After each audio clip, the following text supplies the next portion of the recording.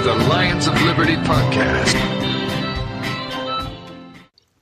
Hello, everybody. Welcome to another fantastic episode of Mr. Johnson's Libertyhood from the Lions of Liberty podcast.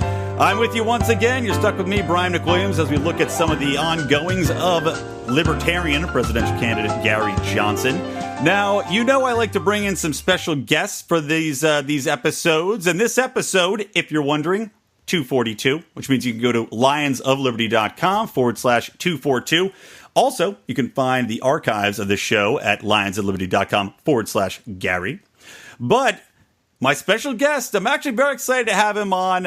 Hilarious guy, one of my favorite comics, Mr. Ryan Stout. Welcome to the show. Hi, everybody. Thank you for having me. Yeah, I mean, it's not often that I get to do a libertarian podcast. I mean, it's kind of rare. Yeah, I agree. They're a rare breed. And by the way, so I want to encourage everybody, check out Ryan's website, just ryanstout.com. You can go, you can find him on Twitter at StoutRyan.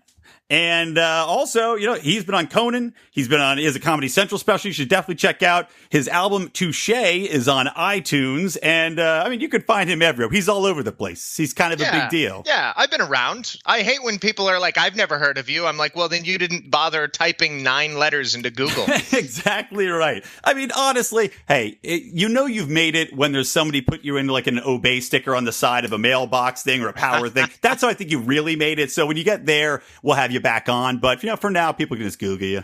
Yeah. You guys do your research. I'm just going to be here.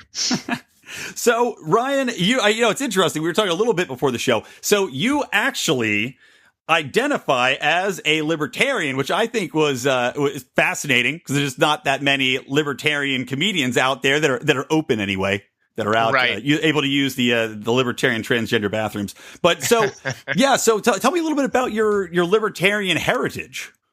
I mean, my mom and dad are both people who, you know, they never socially, they were always very liberal. They really never had anything to say about religion or gay or straight or race, you know, in the home, you know, in the privacy of my own home. The two people that I looked up to for guidance never had any like social qualifications for how people should interact.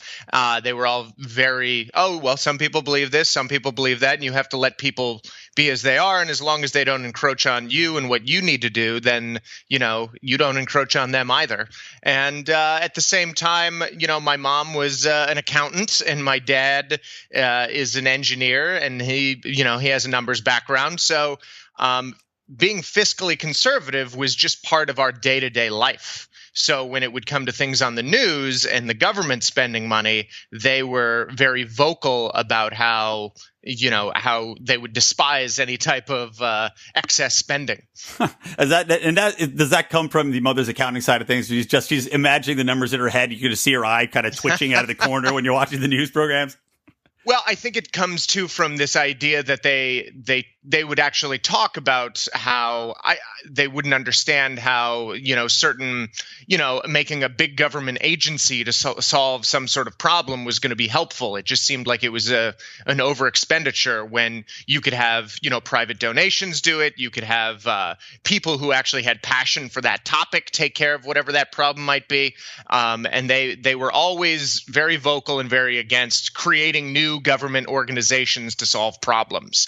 And I think growing up, because I heard that so much, every single organization that I was a part of, whether it was the Boy Scouts or student council or even church, I saw anytime there was a group of people, an organization that was trying to get something done, there would always be individuals in the organization that were power hungry, and they would often, you know, do immoral things to kind of climb their way up the ladder. And I always found that really disgusting, you know, especially when you're looking at people in church or people in the Boy Scouts who are there to like set some moral example. And you go, wait a second, you're trying to set some moral example, but you're lying to people about what you're doing and you're spending money on the back end. And, you know, there are all these like underhanded deeds going on in all the organizations I was a part of. And I was like, there's something wrong anytime you have Yeah, exactly. the bigger the organization, the more opportunity people have to do that. Precisely. And of course, this being the government, there's, as you get higher and higher up, there's even less oversight. It's a massive sprawling entity that which, how can people even keep track of all the different arms of this tentacled beast that we've created over the years? And I'm totally in agreement with you. Now, by the way, I do think it's entertaining that you took your parents' libertarian values, but rejected everything else. You're like, I'm becoming a comedian, mom and dad. I'm not, you're two very traditional backgrounds, and you're like, screw that. Well, was your dad funny, by the way? Because engineers, to my experience, are widely the least funny people on the face of the earth. So my dad has always been a really great storyteller, and I think that comes from him growing up on a farm in Indiana, where for fun, people get together and talk. Or they'd see how close they could get their face to the thresher without it getting torn off, right? Well, yeah. I believe that's their version of chicken.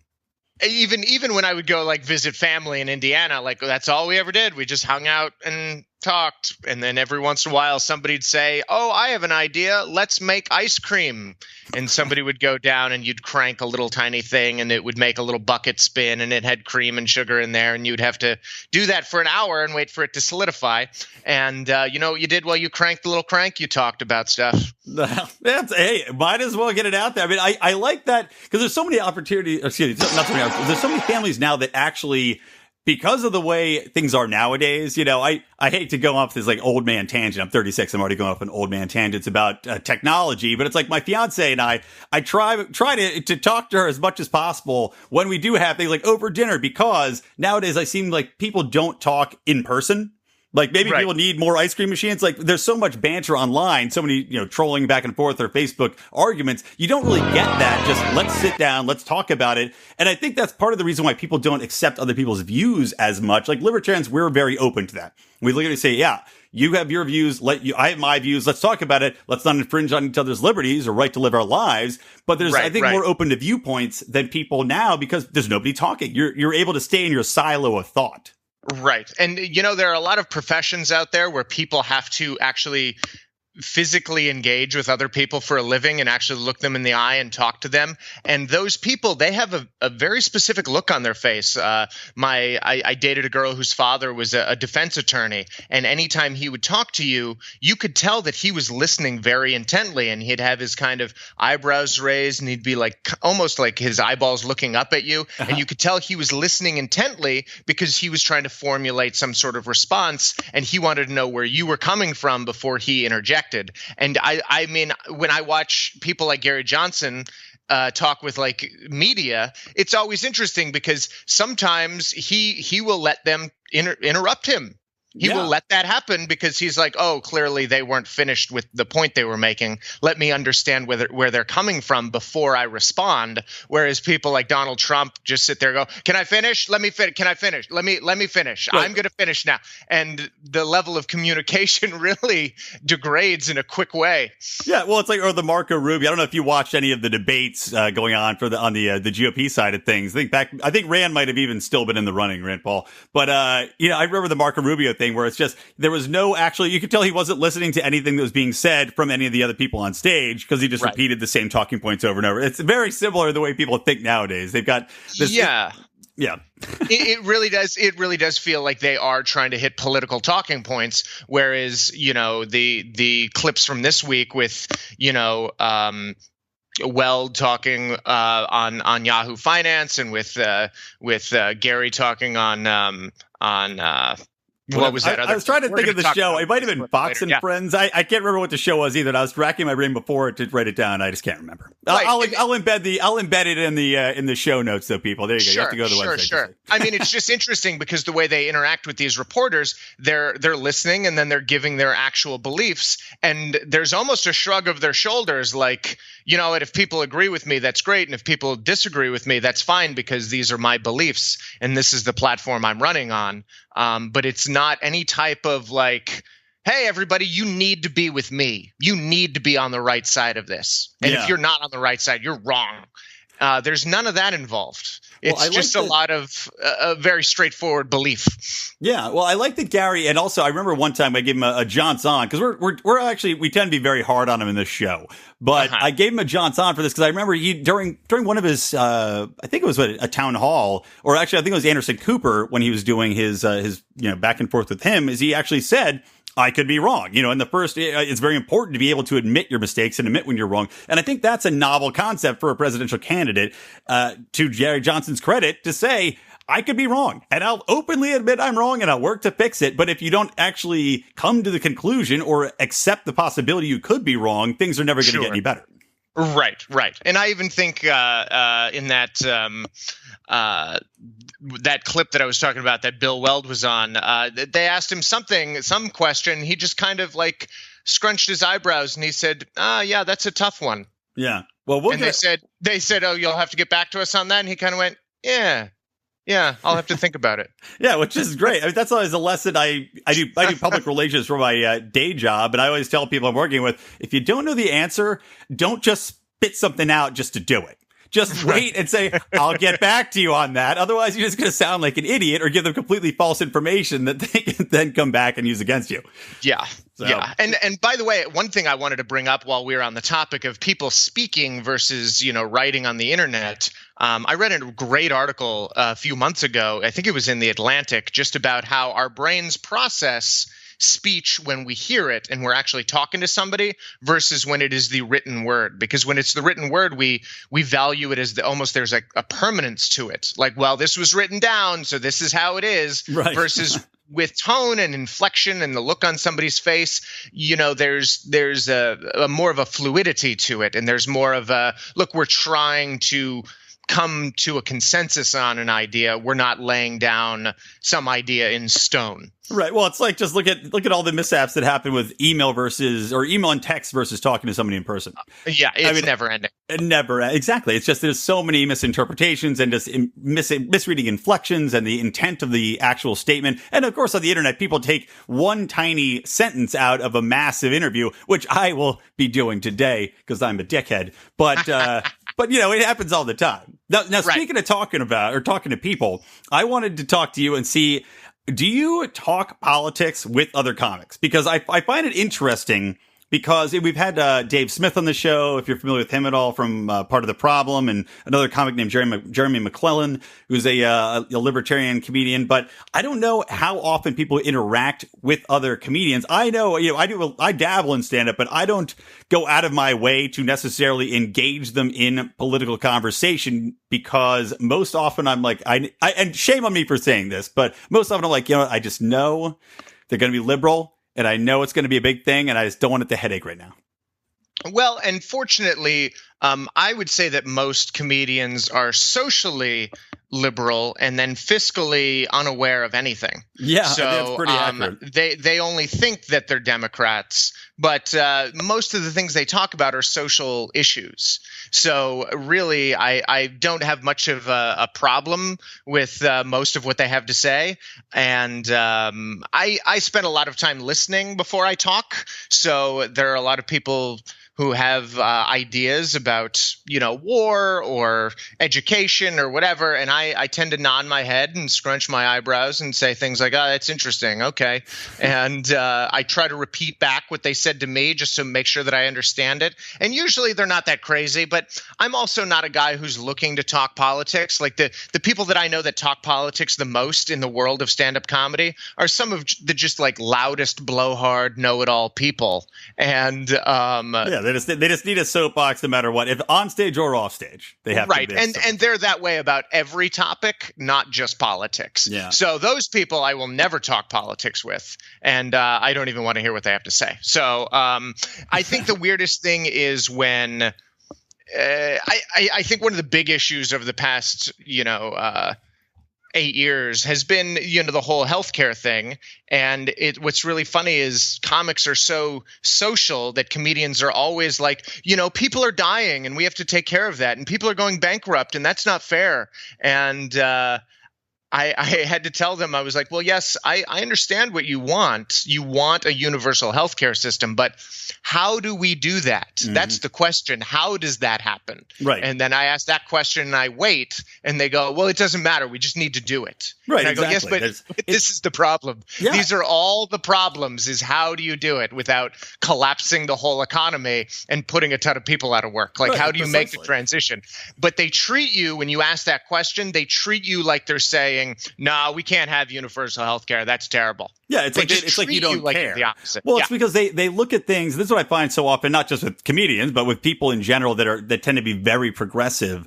Is I've had the start of many arguments with people where they come at it from a purely emotional point of view, which is, it's like, how can you not think that we have to do this thing? Can't you see these people are hurting and dying? And like you're saying, yes, I see that. And I feel bad. I have empathy for these people, but I also say, what's the logical way that we can go about this? What's the most beneficial way? How's it going to actually help the most amount of people? And how do we get to this point where these people can't get healthcare, for example, or can't get, why are so many people on welfare and can't get off of it? And if you question any of these things to them, they just can't, they almost won't let you speak. And it's kind of like we were talking about earlier, with they don't listen because they're just waiting. They're so full of outrage, this emotional outrage, that you can't get them to actually listen to what you're saying, to acknowledge any of the logical points you might make. We're gonna end the deficit by killing a few puppies. Is that okay? And they go, no, you can't. Absolutely not. Puppies are cute and I love puppies. And you go, but it's only 3 puppies and it's trillions of dollars. Trillions. And they go, no, that's impossible. We can't do that. Yeah, exactly, man. I love that analogy. Which, by the way, I want to talk a little bit about, tell me about how would you describe your comedic style? Because then I want to segue into a bit that you do. Well, the other thing, I mean, with my comedic style, it's I focus very much on crafting jokes. The same way that a painter would look at, okay, how do you make a painting? I'm just looking at making a joke. I never have these deep-seated ideas that, I need to convince the audience that their liberal values are wrong or that their conservative values are wrong. Step one is, what is the setup? What is the punchline? How do we do that? How do we make wordplay and misdirection and incongruity? How do we work the comedic elements into a joke? That is first and foremost, because that is my job.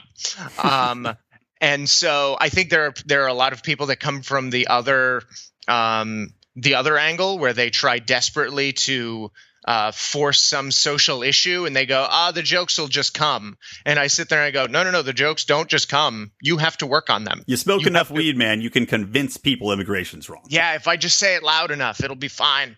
My comedic style actually kind of comes from something that we've talked about, which is there is a big disconnect between what you think and how you feel, and it plays into everything that we do. So I talk about things like, laughing at somebody getting hurt. You laugh at somebody falling down the stairs at the battered women's shelter. There's a level there where you're like, somebody's falling down the stairs. That's not very nice. We shouldn't laugh at that. But contextually, this is a whole different ballgame. So what I feel in my heart and what I see in front of me, it conflicts with the logic of this situation. I do that a lot. I make an audience sign on the dotted line that, like, getting a good deal is always a fun thing. That's always a good feeling. And then I bring up the idea that I got a great deal supporting a third world kid. One of my favorite bits you do, man. Love it. Yeah. So it's been a lot of that, and I've been through a fair amount of therapy. Because of your own comedy, or just in general? No, just in general. And my therapist even pointed out, he was like, Ryan, you believe that people's emotional responses and their emotional outrage tends to get them in trouble. And that's something that you just said on this podcast, Brian. You're like, they won't let their emotions go to think clearly. And that's something I've been obsessed with for a long time. And I didn't even know I was obsessed with it until I looked back at nearly all the material I've written in 15 years. And it all kind of hinges from this I just don't understand why people get emotionally involved with some of these topics when there is a logical solution in front of them. Yeah, it's exactly what I said. There's that solution could be directly in front of their face, but their brain is blocking it with a cloud of their own, misconceptions or emotional blockades. Yeah, it's very frustrating. But so that I like I said at the top of the show, very funny. So I encourage everybody to check that out. And like I said, I'm going to link to some of the specials on Comedy Central, the clips to that. And of course, you can find Touche on iTunes. But I also wanted to play a clip real quick because Ryan does a great bit comparing liberal and conservative audience responses. So let's take a quick listen to that. This is fun if you'll let it be.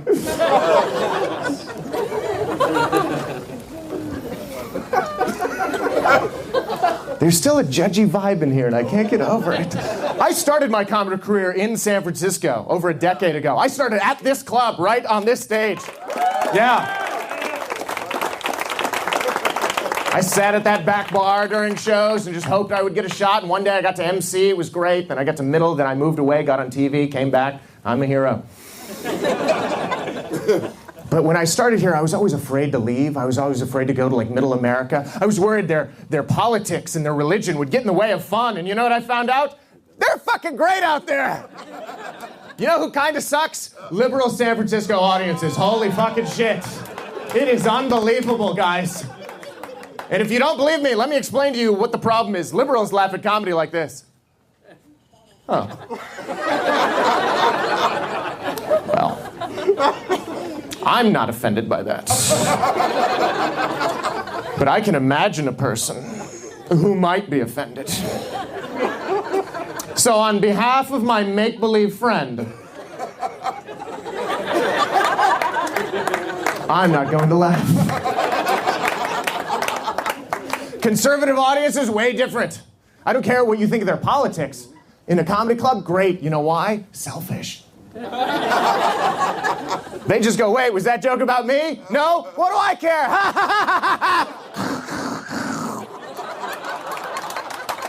Fun! Fun! If a liberal audience member hates me, they will leave the show and say, thank you for your performance, but I really didn't agree with what you had to say. Conservative audience, they'll be like, hey man, that was a lot of fun. You're going to hell, but that was a good time. We like that a lot. I still don't have a fan, but the vibe is way different. So Ryan, coming out of that, tell me a little bit about writing that bit. Well, I mean, obviously the inspiration came from real life experience, but tell me a little bit more about, that concept and reaching these audiences in different ways and how that kind of plays into the way you think about comedy in general. Well, you live in San Francisco and the city bombards you with this idea that they are the highest thinking of audiences, that they're the ones who are inclusive of all people and they are the ones that will decide.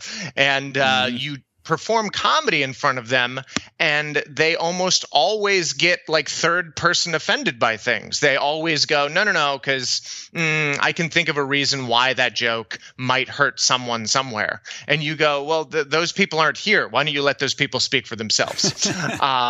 Meanwhile, because I was a young comic and I had never performed in, say, the Bible Belt, I just kind of assumed that some of my ideas in those situations, people would say, no, that's terrible. You can't talk about those things because Jesus doesn't like it. And then I got out there and they sat back and they listened and they were like, yeah, I don't care what you say. You have the right to say whatever you want as long as, as long as you're not hurting anybody. You have freedom of speech. Yeah, there is a kind of a reverse. The most intolerant people many times are these people that are the warriors for good because of that exact thing. They get so mad because of someone else, and then you say, well, let them speak up. Then, if they're so offended, let them come up and say something. Because I don't know about you, but a lot of the times I'll make a joke on stage. And it might be about people in the audience, maybe that exact person that I'm making fun of or that group, and they'll come up and say, oh, I love that joke. It was my favorite one of the night. Meanwhile, you say these people on the other side of the coin would say, well, you can't make that joke. I mean, that guy's handicapped or that guy's black or that guy's, whatever, anything. Well, and I think it comes from a place that people don't tend to learn anything about comedy or humor as they grow up. You're not taking classes in joke structure when you're in elementary school. When you get to middle school, you are not required to write 10 jokes and then read one in front of your class. You're not required to do that, but you are required to do that with things like poetry. You're required to study poetry, write a poem, read it in front of the class. So because nobody ever receives any education about jokes, they're led into this false sense of thinking that whatever they feel about a joke, well, then that must be the truth. I wonder if we can blame poetry teachers for all the ills that we're having in this country, because you're talking about you have to constantly break down a little bit of text and then say how you feel, and that's all that matters. Right. And by the way, once I got to college and had to take poetry, like day one, the professor comes in and says, look, we're not going to be discussing how you feel. I don't care how you feel. Today we're here to discuss what makes these poems great. And it's very objective and it's very clear the elements of poetry that are in the work. So we're going to talk about those. If you don't like it, well, that's your personal taste and that's up to you. If you feel bad, that's your personal taste and that's up to you. But that's not what we're here to talk about. And so what you end up with is you have this view of art where you get to say, yes, I understand why that's great, and I don't like it. You get to say both. But if you never learn what makes a poem good, then you just end up assuming, no, I don't like it, so it's bad. And that's kind of what happened with jokes. Nobody ever learned anything about jokes. Nobody ever learned about humor theory. So they go through life going, I don't like how that feels. I don't think other people might like how it feels, so therefore it's bad. And you go, no, not bad. You just don't know what you're looking for. You don't know what makes a joke good. So because people don't know what makes a joke good, unfortunately, they're only left with one way to decide, and they judge on their own individual response. Yeah. Well, here's a question for you. We were talked a little bit about this before the show too, and we are prattling on, but don't worry, we're going to burn through the Johnson Softs in a minute. But do you think liberal comedy is easier than doing comedy that's a little bit more on the conservative bent, or something that falls in the middle like libertarianism? I think when you have an audience that believes in. If you have a very liberal audience and they know you're a liberal comedian, they will scream and clap at whatever anti-Republican thing you say. Right. And I know there are conservative comedians out there that are Republican who I know one guy in particular, and I won't name names, but he gets on stage and he says these things about Jesus and God and country, and his conservative audiences scream and clap. And I'm sitting back going, there wasn't a punchline there. Right. There was not a punchline there, and there was not a punchline from the liberal comedian either. You guys are just – this has turned into a political rally somehow. Unfortunately, we can't get the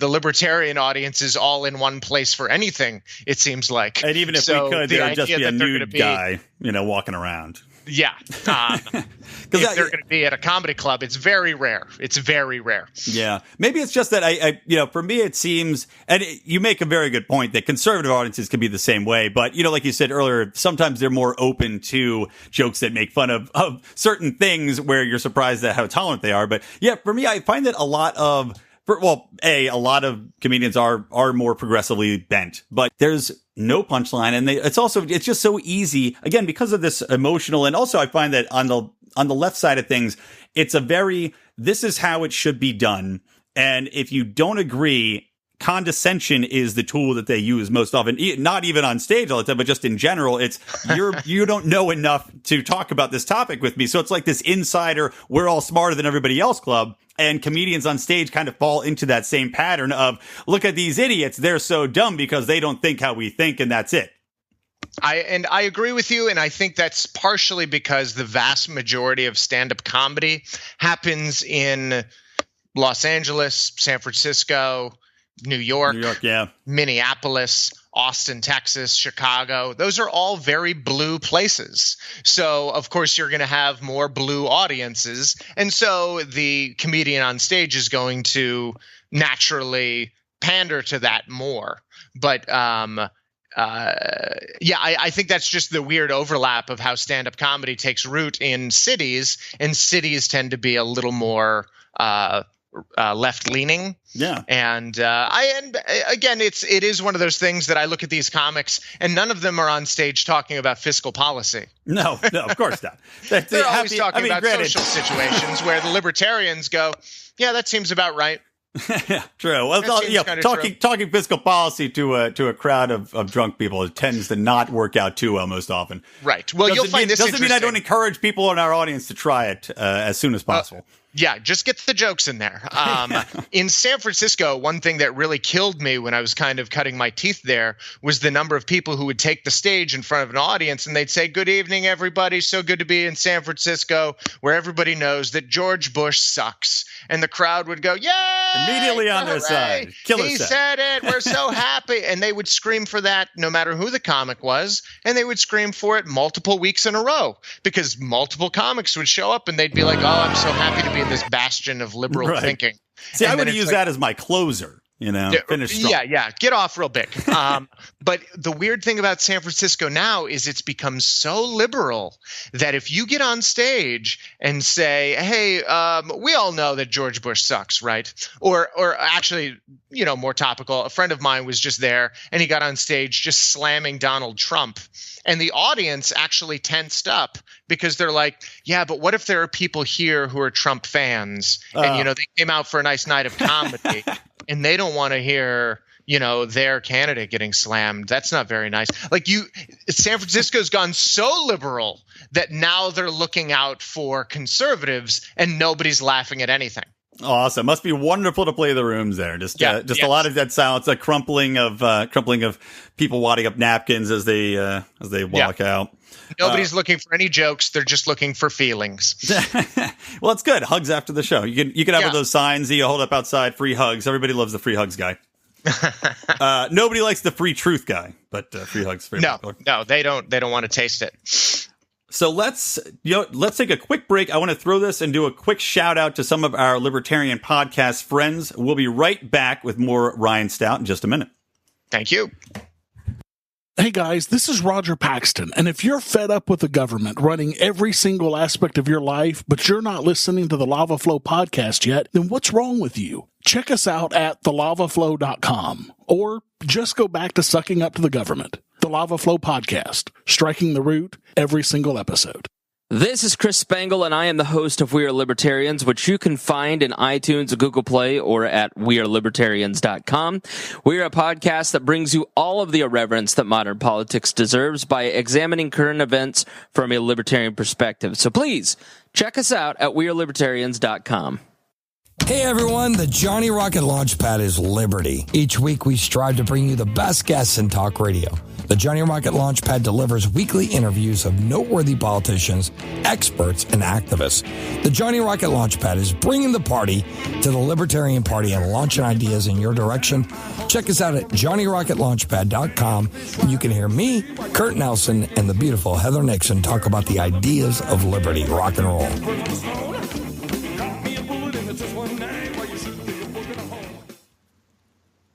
Yes, guys, check out those other podcasts. They are good people, good friends, and good libertarians. But how do we know who's a good libertarian or not? How do we judge? Yes. How can we emotionally figure this out? How can we become outraged and rally behind something that's based purely in emotion? Well, Ryan, I don't know if you're familiar or not, but we've got a sophisticated way that we like to grade things, particularly looking at Gary Johnson. It's called the Johnson-Johnsoff system. Have you heard of it? Has it reached your part of the woods? Absolutely. It's on all the websites. All the kids are talking about it. Oh, good. It's good to see that we're hitting it with the teens and the next generation of voters, after all. So, as you and the audience probably know, we're going to look at some of these positions. If we like it, we're going to give it a Johnson. But if we don't like it, we're going to give it a Johnson. So, Ryan, are you ready to play the game? I am. All Johnson. Right. Johnson. All right. First topic. So we were talking a little bit about Gary Johnson, his presence on stage, his interaction with some of the people that he's been talking to on some of these programs, like Anderson Cooper, like John Stossel. So one of the criticisms that we've had on this broadcast of Gary is even though he tends to be very, he does think about his answers, he tends to come off a little bit weak and a little bit wishy-washy. So I finally found, though, a clip of him where he was coming across, in my opinion, pretty powerfully. So let's take a quick listen, and then we're going to come back. You say you are a non-interventionist. You say that the threat from radical Islam is, quote, overblown. You don't want boots on the ground. You say that airstrikes, either from planes or from drones, have, quote, unintended consequences. So the question is, what's your plan to stop ISIS? Well, I do believe that if you want to look at ISIS, that they are regionally contained. Think of them as sands through an hourglass. We're going to see those sands through the hourglass. There was a poll a couple of weeks ago. Wait a minute. I mean, what happens to the attack in Belgium? What happened to the attack in San Bernardino? What about the attacks in France? We can call these ISIS-inspired attacks. Do they come directly, geographically from ISIS? Well, in the case of France, they'd seem to, yes. Well, Chris, a poll among active military personnel 2 weeks ago. Who do they favor for president of the United States? Me. So what are they saying? What they're saying is judicious use of the military. If we're attacked, we're going to attack back. But the fact that we involve ourselves in regime change has resulted in the unintended consequence of making things worse, not better. And nobody's standing up to this. Hillary Clinton, Barack Obama, not intentional. They go in, they support the opposition in Libya and Syria. The opposition's aligned with ISIS. We arm the opposition. Now those arms are in ISIS hands. This is the unintended consequence of our foreign policy.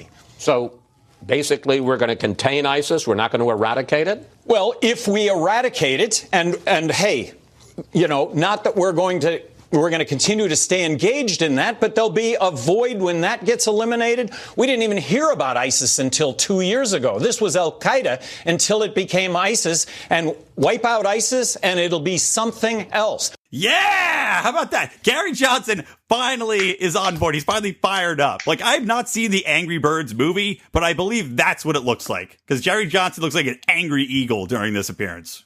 Yeah, he was very passionate. It's almost like I immediately thought about it if we're going to talk about emotional versus logical or thinking.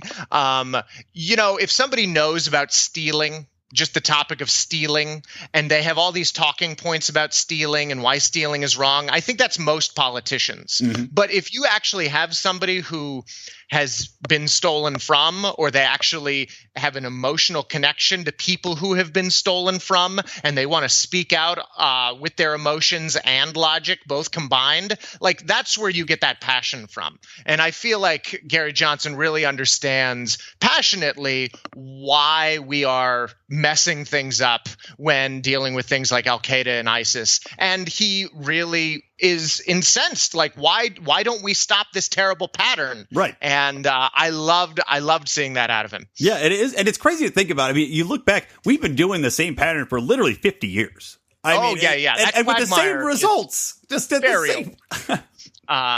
So I give that a Johnson. All right. I will echo that, Johnson. I agree. He's finally fired up. I want to see more of this in the future. Even though, I will say, though, we're giving a Johnson. Little criticism for Gary, though. I don't know if you noticed during this video, but when he's talking, he does this kind of weird thing where he lowers his chin and he kind of looks up with his eyes, and a little bit looks like he's a porn star giving a blowjob. I'm just going to put it out there. It's a little weird. That lower the chin, look up through his eyes, that's what my ex-girlfriend's lawyer father would do. He would so sexy. He would talk like that.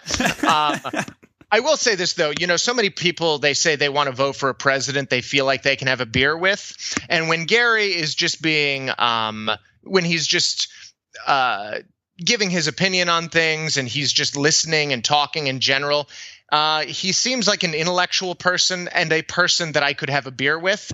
I really don't want to have a beer with the yelling, screaming type people that get too passionate about every single subject. But I do like knowing that there are individual subjects where Gary will say, okay, I've had enough. I've had enough. This is something I'm passionate about. So I'm glad that he's not like that with every topic, but I'm glad he does hit that stride sometimes. Well, I feel like especially if let's say he gets in the debates, which we all hope he gets in the debates. So let's say he does get in, right? Yeah. this gives me a little bit more confidence in his ability to debate and actually hold his own with Trump and Clinton up on stage. Because I was really worried to say, okay, God, if he gets up there and he's kind of just wishy-washy and swallowing his words, and, you know, this at least I say, okay, he can get pissed off. He can get his points across in a powerful manner that might be able to rival these two if they're, you know, when it comes blow to blow.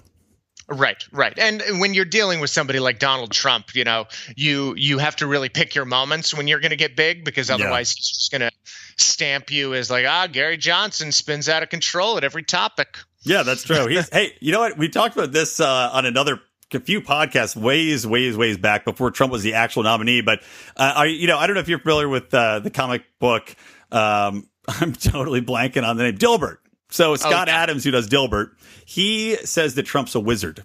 And you know what?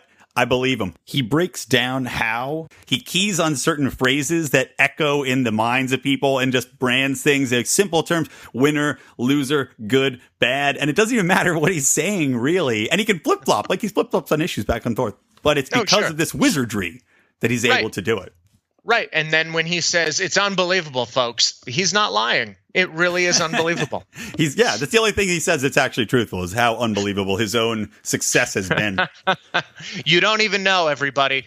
You don't even know. All right. So next one.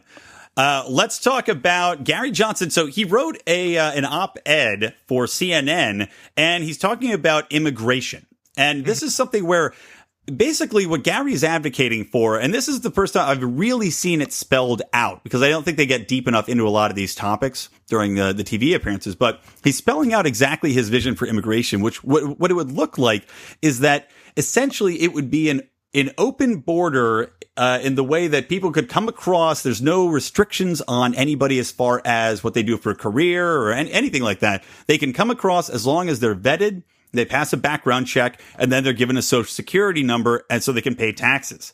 And that's it, you know? So what do you think about that plan? I mean, I have this is going to be one of those rare issues where I have an emotional connection to this, because I grew up in El Paso, Texas, and he brings up El Paso in that article. Yeah. Because what's very interesting to me is that growing up around so many people who either had family in Mexico or who came from Mexico, one of the most interesting things is that the ones who do have their paperwork, they worked very hard to get it. And so do you remember that thing in Arizona where they wanted to pass a law that the police could just stop anybody who looked Mexican? And under Sheriff Joe Arpeggio or whatever his name was. Yeah. What was fascinating about that was all of the white liberals saying that's racist, whereas there were a lot of Mexican people who had become Americans in El Paso, Texas, saying, "No, I'll show you my paperwork. I'm thrilled about it." Right, enforce the law. I went through the process, so I'd like to see other people have to do the same loops. Right. It's actually a badge of honor that I get to show you my paperwork. I'm thrilled about it. Like everything in life, though, things are complex, and just opening up the borders and saying, "Oh, what job do you have? Oh, is this your background? Great, come on in." I think there are matters of national security that could be, we might have to do a little more extensive background check, and there might have to be a waiting period. But I think his whole point was that people want to come here and work, and it's not a bad idea to encourage that, as long as they're actually paying taxes and as long as they're decent citizens, right? And they're not the rapists like Trump says. Right. Well, it's interesting.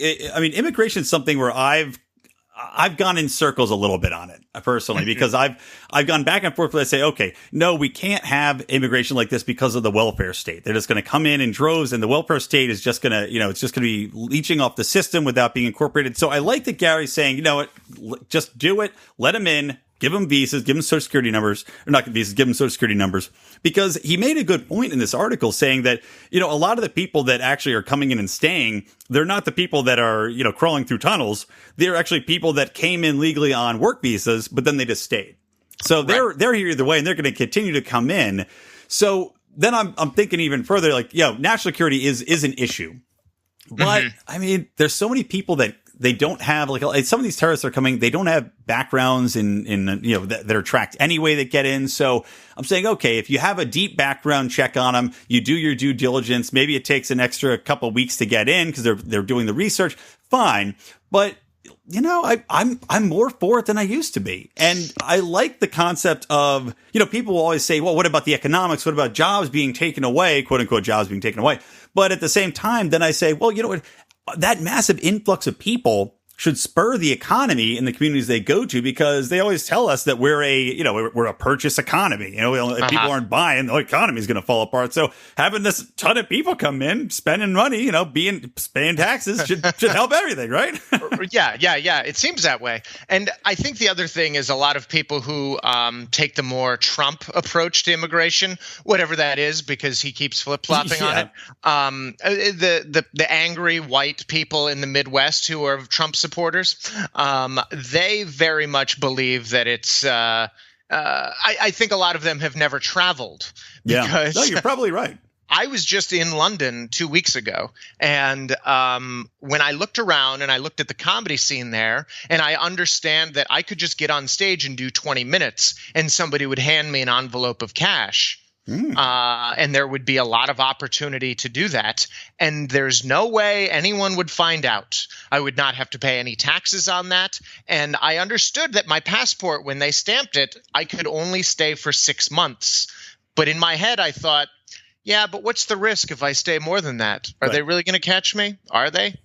And then I realized, yes, but if they catch me, that means I can't go perform in Australia. I can't go perform in Hong Kong. I can't go to South Africa, because then there's going to be. So yours wasn't a moral issue. It was simply a risk-reward career choice.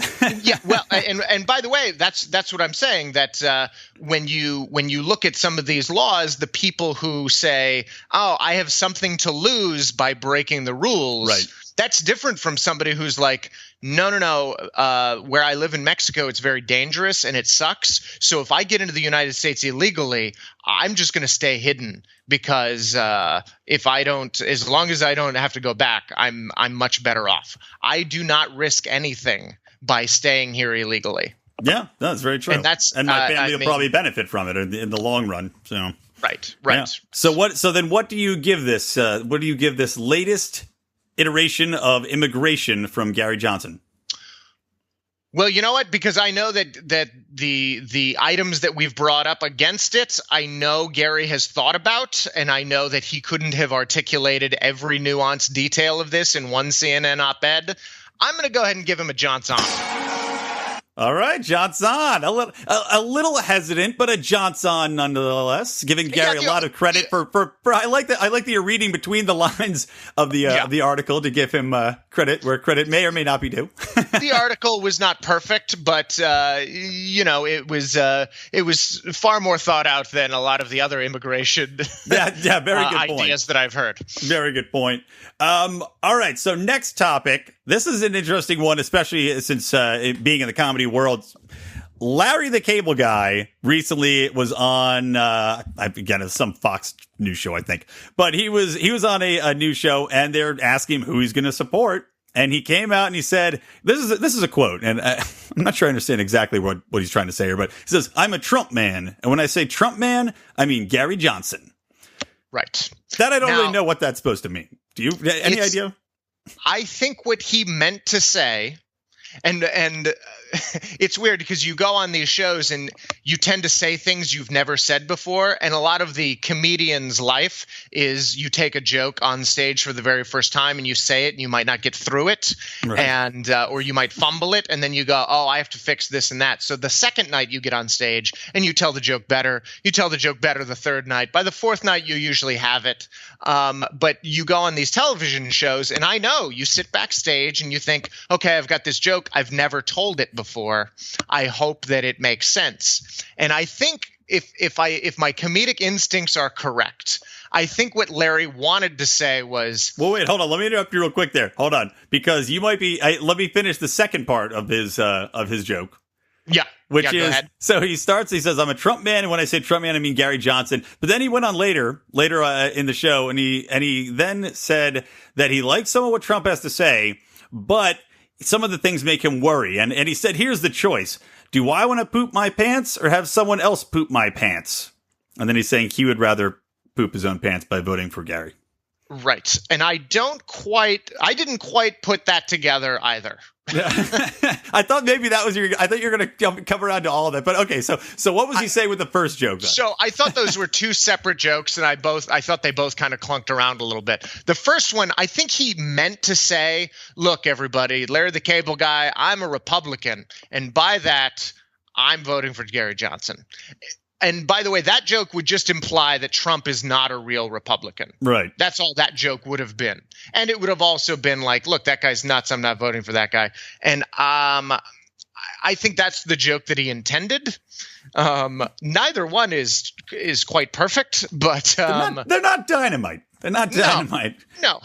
The real problem with Larry the Cable Guy is this. The comedian named Dan Whitney invented Larry the Cable Guy to satirize that type of person, to satirize the redneck country bumpkin type person. And then now he's got that person on a show giving very direct he has basically endorsements that are serious, and I'm like, oh no, the satire's collapsed on itself. I don't know exactly. what to think now. He's really committed to the character. Yeah, I exactly right. It's funny, maybe I'll find the old clip of him before he was Larry the Cable Guy, which is always entertaining to see him. He's like be-mulleted back in the 80s, just doing, the whitest comedy, straightforward comedy ever. How can a satirical character have a serious side, and how can this be it? Like, I'm not doing the comedic math on this. It's very confusing. You know what? I give him credit. He is the Mark Twain of our generation. He was Samuel Clemens, and now he's Mark Twain all the time, man. But I will say this: like I want to take a shot at the pooping the pants thing. Okay, great. I read it so many times. I think he's saying, and feel free to disagree. I think he's saying that voting for Gary Johnson is pooping his own pants because he's throwing his vote away, and that if he goes with the crowd, he's letting other people poop his pants because they're going to vote for somebody that's terrible. Is that what do you think of that? I think that's a good breakdown because I can't think of any other way to do it. Yeah, that seems correct to me. It seems like he's taken a very anti-Hillary standpoint, and yet because he's on Fox, he doesn't want to take such a strong anti-Trump position, because he even said, like, you just say you don't like a candidate and you get death threats, which is unbelievable. Yeah. But I'm hoping that there are more people out there like him who really do grasp this idea that Trump really is a crazy person, and I can't in good conscience vote for him. And I hope on election day we are really goddamn surprised. Yeah, me too. By the number of people that actually, vote for Gary. What do you give it? Is Larry? Is this good? So I'm going to guess that yes, it's good. So what do you say? I mean, I think it's good for Gary, but it was so poorly executed, and I don't know if any dumb voter out there would be able to be swayed by that argument. So I'm going to go ahead and say this isn't good or bad for Gary. It's just a nothing type thing that confused a lot of people. So can I give it like a Johnson? Yeah, you know what? Maybe we should introduce the Johnson. Johnson? I'm gonna give it. I have to give it a Johnson, because I also gave Melissa Joan Hart endorsing Gary Johnson a Johnson. So I mean, how could I not give it for? Well, of course, Larry? Sure. Yeah, and by the way, when she did it, she actually made sense when she did it. She did, right? She linked to a story. She linked to a fundraiser. She said she donated to his hashtag. So yeah, Melissa, she did it right. And by the way, I think because most voters haven't heard of Gary Johnson, just the idea of having Larry the Cable Guy on a television show that people watch saying the words Gary Johnson, I hope that I'm going to say that's good for Gary. So I'm going to give that a Johnson. Well, especially because they're doing that, on the Stossel town hall they went around with pictures of Johnson and Weld. They're like, do you know who these people are? No. So yeah, anything's good at this point. All right, next topic. This is an interesting one. We'll see if you are for it or not, because I just don't know. This is a tough topic. So Gary Johnson came out and he said, I'm all for arming teachers. So what did you think of that? Is that a good thing for him to come out and say? And do you agree with it? Well, did he say I'm for arming teachers, or did somebody say, would you be against a teacher having a gun in the classroom? I should nuance it more. It was more along the lines of, he was being asked in general about should people have guns, and he said, I should be reading the direct quote, but I don't know. I seem to remember it. He seemed to be kind of dismissive, and he was like, man, I'm not going to tell people what I can do. Yeah, he was like, I'm not saying to go out, everybody should go out and buy guns, but but he basically did say that the point he was making was that if teachers want to buy a gun to protect themselves, and they feel that that's the best way to protect themselves and their kids, that they should be able to do so. Right. So both my parents they have concealed carry licenses. Ah, nice. And what I found very interesting when they got those was, do you know in Texas, if somebody is in your house on your property at night and you do not know them, or if they're not supposed to be there, you can shoot them. Yeah. I'm not surprised by it. That's kind of the rule. If they're on your property at night, you can shoot them. And by the way, I could shoot somebody in the back if they're on my property at night, and I could just say, I was scared. They weren't supposed to be there, and I couldn't see in the dark, so I just fired. But there is a trial. I mean, there has to be a reasonable expectation of justice, though. Somebody's cutting through or Well, I mean, that's the most interesting part, because in Texas, a lot of people say, the law is cut and dry. If you're on their property at night, they could shoot you. What are you doing on their property at night? And it is a valid counterpoint. I got to give it. What's fascinating is my parents have concealed carry licenses, which means they were vetted and they went through a process and had to take a series of tests. So if somebody is on their property at night and they shoot that person in the back, the government says, no, you've been trained with this firearm. You've been trained in these situations, so you have a higher standard of accountability. Wow. So you can't just shoot somebody in the back. You have to show evidence that they were actually coming after you. You have to show evidence that your life was in danger. So simply by going through the correct channels to get the proper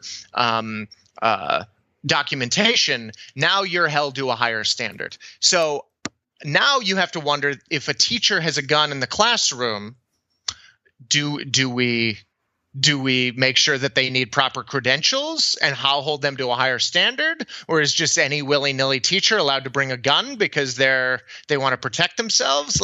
There are so many levels. I think just like Texas, that could come down to the individual states as well. I think deciding what the proper procedures would be. Right. Because as we know, Gary wants to get rid of the Department of Education, which I'm all for. But that could come down to individual states or individual school districts even saying this is what we recommend, or this is what we demand of our teachers, that they either be trained or certified or go through. I mean, look, if they're private, or if they're on a charter school system where they're not, they're individual, they could even say we're going to have psychological evaluations they have to go through. Right. Because teachers already have to go through background checks too. So I think that it's up to the individual school districts. Hopefully we get to a system where people can choose what school they go to, so they can opt out if they're not comfortable with that system. But the way I was looking at it, I'm like, if we give a pilot a gun that, is flying in a plane full of adults that could conceivably defend themselves far more than children could, why would we not want somebody that we're trusting our kids with all day anyway? So, right. I mean, why not say, okay, here's a little more trust that might be able to save my kid's life and 10 other kids' lives if some madman storms in here.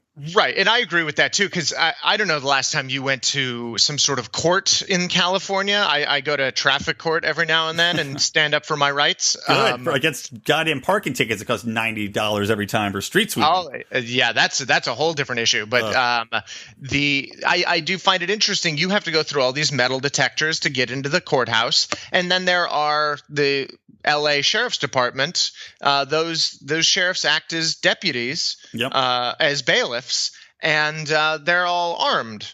So, if something goes down in the government building, there is somebody with a firearm right there. But in schools, it's like, no firearms allowed on campus by anybody for any reason.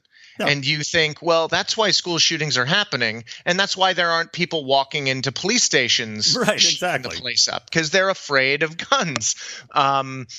the obvious argument is going to be if you let teachers have guns, the number of shootings where a child gets a hold of the gun and shoots somebody is going to skyrocket.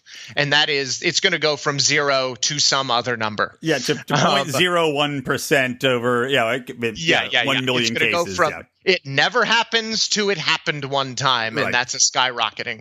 And they're always going to have that argument, which is why it's so hard to fix anything, because there's always a counter argument that something could go wrong. Right. Yeah. Or what if the teacher loses his shit and decides to shoot up the classroom? And that's what that's going to say. Same thing I was saying earlier. It's like, well, you trust him with him anyway. What's to stop him from just walking around and snapping necks at 2-year-olds? I mean, yeah, exactly. You do that all day, any day. When does that happen? So I would be trusting of a teacher with a gun. I would personally. All right. Well, it sounds like you might be giving this a Johnson. Johnson. I'm not going to stop him. I like Gary's answer too. He's like, look, man, come on. I'm not going to tell anybody what they can't do. It's great. He's coming into his own. Oh, and one other point I wanted to make was that now you can make a gun at home with your 3D printer. Yeah. I don't know if you ever read about that guy who thought TSA was just, a complete mess. So he was going out and buying all of the items that you could buy in like the gift shop in any airport. And he was making little weapons in his home and test firing them. And I think he has like a YouTube channel. But, instead of bullets, he's firing, C batteries. Mm-hmm. And he's doing that. This guy. With he's got like antacids, and he's got he's creating chemical reactions using things that you could just find in the sundry shop at the airport, and he's making lethal weapons using that stuff. But we can't bring stuff through TSA. Okay, we're all safe. Right. The guy's totally stealing my idea. I had an idea for a snow globe YouTube channel which shows you how to shatter it and slice someone's jugular, but he's probably beat me to that already. That's probably the obvious one, right? Yeah. And I think it's just fascinating how he can create a weapon that fires from, just regular everyday items. So the idea that you can have this plastic gun that fires, you can have just a homemade weapon that fires, and there are, of course, as we know, regular guns that people bring to school and shoot the place up. I feel like a teacher should be able to defend themselves. Yeah, damn well right. Now, Gary, shockingly, usually does not go this well for Gary. He is 4-0, well, 8-0, and plus a meh. So 7-0 and a Johnson, but doing pretty damn well so far. The problem I have, and many people have with Gary, is that he has paired himself with Bill Weld. And let me take a minute and just bring us into what I like to call the Mind Weld. And also the land of Libertarian make-believe. All right, Trolley. Neighborhood of make-believe.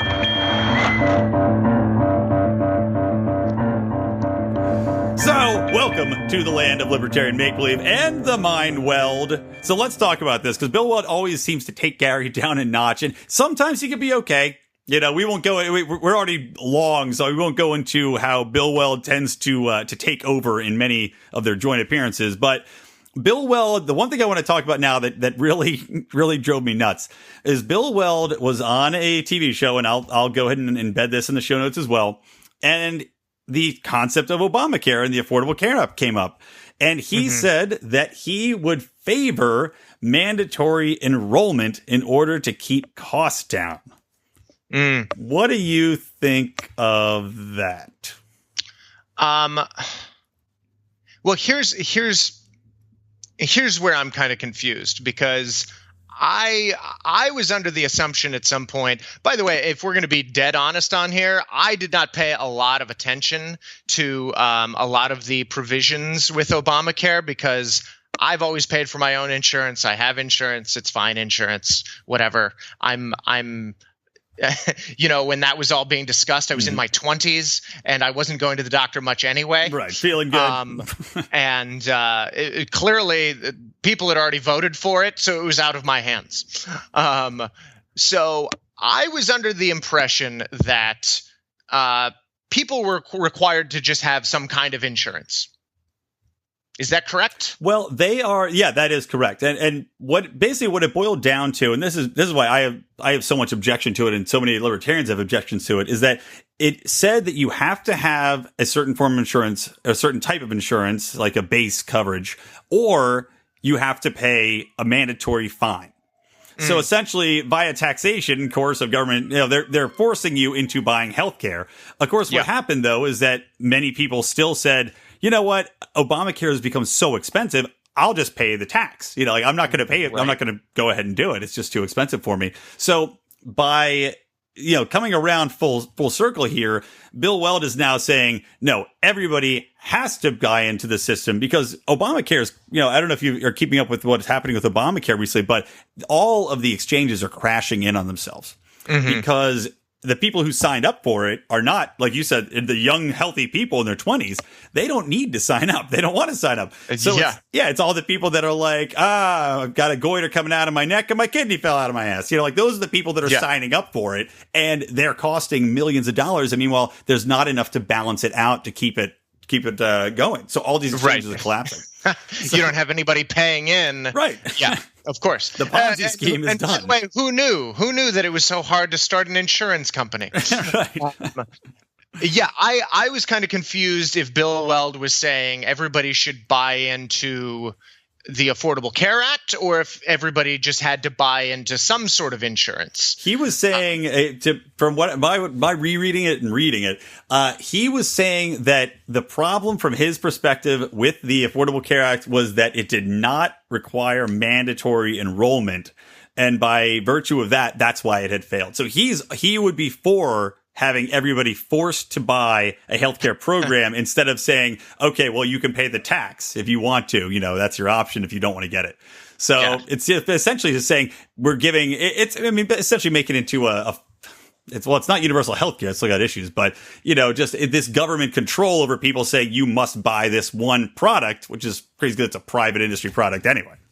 Right. And this is the most confusing issue that, it's the classic example. Somebody rides their motorcycle without a helmet, and then they hit something, and then they need they need medical care, and they don't have insurance. Like, who pays for it? And, I don't know how to answer that question either.